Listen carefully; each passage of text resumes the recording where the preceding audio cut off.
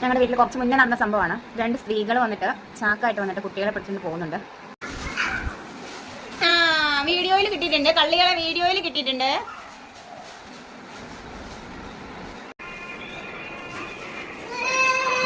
ഒന്ന് ഇതാണ്, ഞാൻ വീഡിയോ പിടിക്കാൻ പോയപ്പോ പെണ്ണ് ഒളിച്ചിരിക്കുവാണ്. ഇതെവിടെ കണ്ടാലും നിങ്ങൾ വേറെ ഒരെണ്ണം ഇതാണ്.